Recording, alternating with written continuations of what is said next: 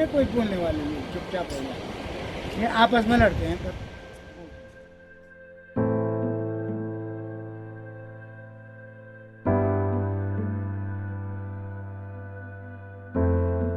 Market था वो तो सब बह गया पहले जैसे तो नहीं है अब।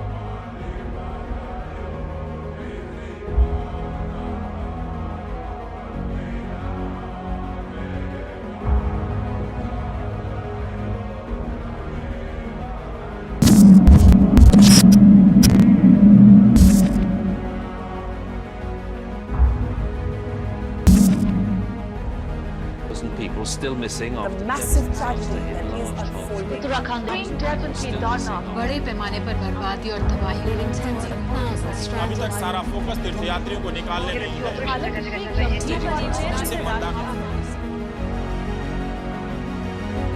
The most remote of the four Chota Char Dham sites, Kedarnath, is located in the Himalayas. The small town of 2.75 square kilometers was flooded with 262 million liters of water, which rode down the Mandakini within 10 minutes. On June 2013, the water gushed down for the next 14 kilometers till Gaurikund, washing away 4,500 villages in its way. What basically happened was there was a low pressure area along with the cyclonic circulation which formed in the Bay of Bengal, and it started moving in a westerly direction. This western disturbances, they form over Caspian Sea black area, and from there they carry their moisture. And once they are over Arabian Sea region, they also pull moisture from the Arabian Sea. So this system, trough in westerly, had pulled the moisture from the Arabian Sea, and at the same time the circulation which had moved from the Bay of Bengal and now it has come to East Rajasthan area, that also had pulled moisture from the Arabian Sea. So now there was a lot of moisture, and now these two systems interacted. And once this interaction happens, what happens, this system dumps all the moisture over the Himalayas, and normally it strikes at right angles. So when it strikes at right angles, all the moisture is dumped in the Yamuna and Ganga catchment area. Normally we get monsoon somewhere in the 3rd week or 4th week of June over Uttarakhand, but this time monsoon was a bit early, and we declared monsoon arrival on around 15th of June, and it came with a bang. माँ बेटी ऊपर के रास्ते चले गए, इसके पिताजी नीचे गए तो नीचे वहीं गुम हो गए। अच्छा। खाना क्या मेरे तो होश ही नहीं था मेरा तो। गुम हुआ वाला तो कोई भी आया ही नहीं। जब गुम हुआ कहाँ जाना था? कहाँ जाना था? नदी से ले गया, नदी में तो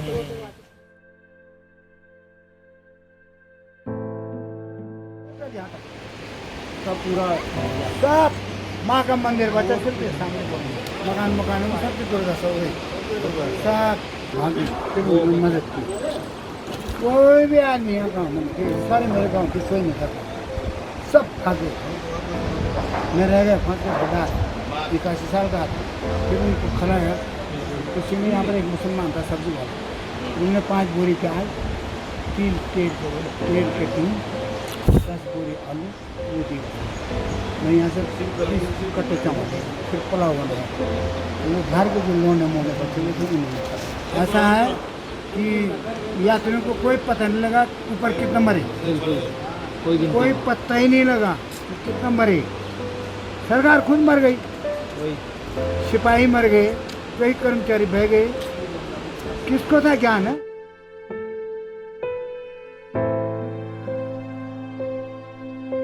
जो मार्केट था वो तो सब बह गया पहले जैसे तो नहीं है अब। जैसे ही पानी बढ़ रहा था वैसे हम यहाँ से भाग गए थे गाड़ी लेके। वैसे जैसे आगे आगे हम जा रहे थे वैसे पीछे पीछे से जो है रोड भी वैसे कटती जा रही है। क्या पता वही जाने उनकी आत्मा जाने।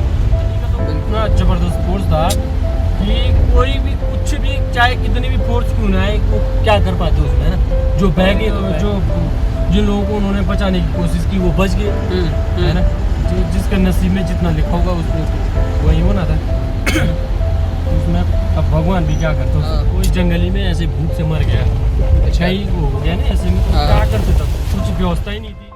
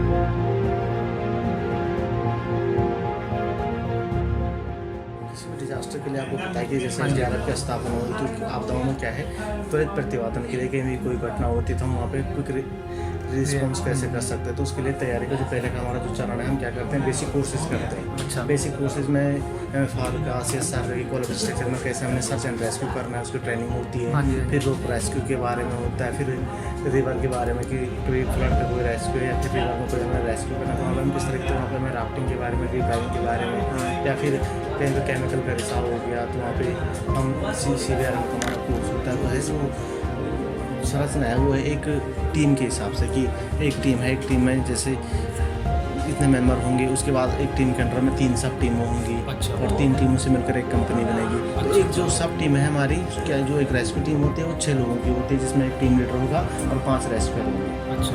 तो वो 6 लोगों की टीम हमारे हर टाइम अलर्ट की स्थिति में रहती है। जैसे किसी सूचना का मिलना और विदिन 5 मिनट हमारी टीम मूव कर लेगी घटनास्थल के लिए।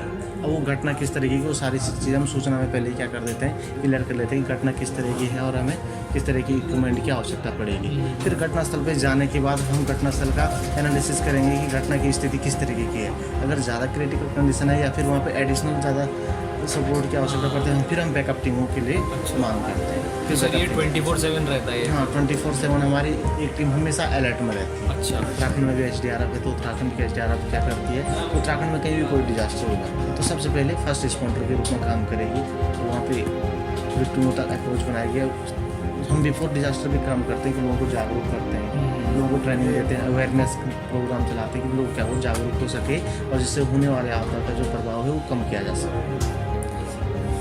कभी भी हम रेस्क्यू करते हैं जो हमारी रेस्क्यू स्टडीज होती है वो घटना की स्थिति कि घटना की स्थिति क्या है, क्योंकि पहली प्राथमिकता हम रेस्क्यू फोर्स है और रेस्क्यू का मतलब है कि हमें एक विक्टिम को लाइव क्या करना है हॉस्पिटलाइज करना है। अब उसके लिए हम क्या कर सकते हैं, हमारे पास सिचुएशन क्या है। अगर केदारनाथ जैसी सिचुएशन होगी वहाँ पे प्रायोरिटी क्या है हमें कि हमने उसको जीवित रखना है, उसके बाद कपड़े नहीं होंगे, उसके बाद खाने के लिए नहीं होगा, उसके बाद पीने के लिए, उसके बाद सर छुपाने की जगह नहीं होगी क्योंकि उसे हम हॉस्पिटलाइज नहीं कर पाएंगे। तो हमने वहाँ पे फर्स्ट एड दे के उसे वहीं क्या करना है सुरक्षित स्थान पे सेव करना है, उसकी जो मूलभूत जरूरतें हैं उसे वहीं पे क्या कराना।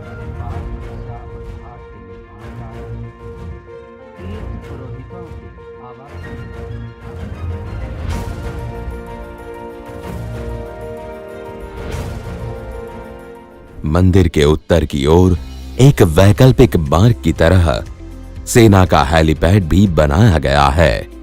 कस्बे के दक्षिण में यात्रियों के लिए हेलीपैड की सुविधा दी गई है, जहां से यात्री बेस कैंप से केदारनाथ आते हुए नए मार्ग पर जुड़ते हैं। प्रस्तावित मास्टर प्लान बाढ़ सुरक्षा एवं मंदिर की गतिविधियों के अनुरूप है। इसके तहत बाढ़ सुरक्षा को अधिकतम महत्व देना चाहिए। त्रिस्तरीय पुश्ता दीवार घाटी के दोनों ओर बनने से भविष्य में आपदाओं से सुरक्षा मिलेगी और ऐसी त्रासदी होने से बचाव करेगी।